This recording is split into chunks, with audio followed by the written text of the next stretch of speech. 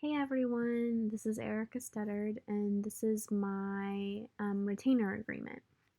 So, Rule 1.5 fees states that a lawyer shall not make an agreement for, charge, or collect an unreasonable fee or an unreasonable amount for expenses, and the factors to be considered in determining the reasonableness of a fee include the following: the time and labor required, the novelty and difficulty of the questions involved, and the skill requisite to perform the legal service properly. The likelihood of apparent to the client that the acceptance of the particular employment will preclude other employment by the lawyer, the fee customarily charged in the locality for similar legal services,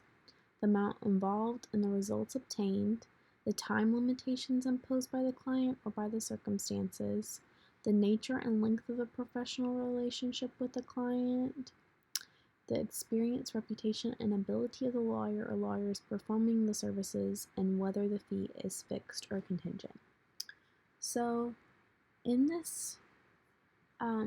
agreement between Barry Barrister and Valerie Victim, we have the fee is contingent. So I have written right here that it's understood and agreed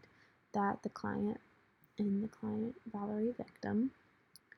will pay to Barry Barrister the following fee for services: 30% of any and all sums recovered, either as a result of trial or by way of settlement, after deducting reimbursement for any accumulated expenses and costs.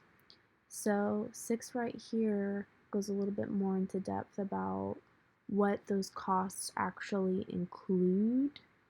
that she would be subjected to pay for. And yeah, so it also, within Rule 1.5, it states that the likelihood, if apparent to the client, that the acceptance of the particular employment will preclude other employment by the lawyer. So right here, I've added in here a bit, well, two different bits about expert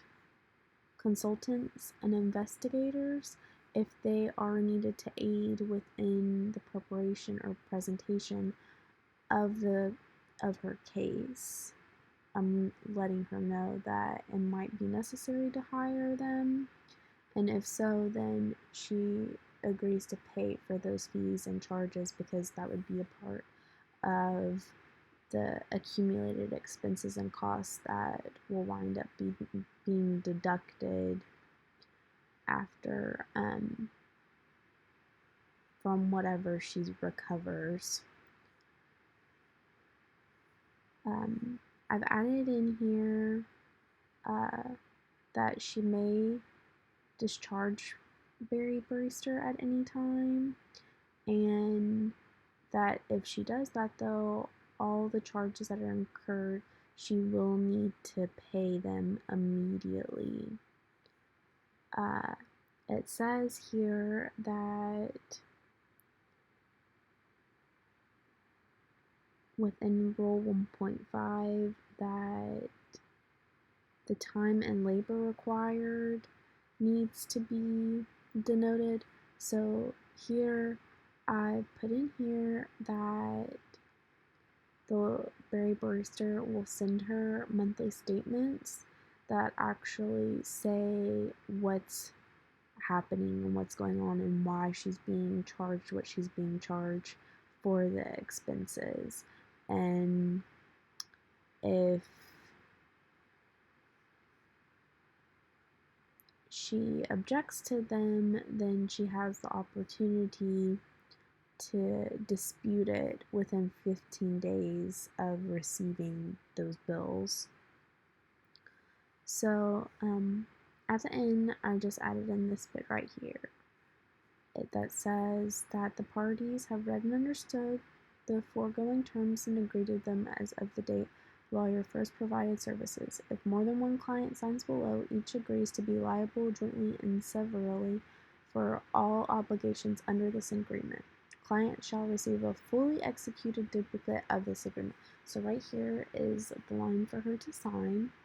and there's also other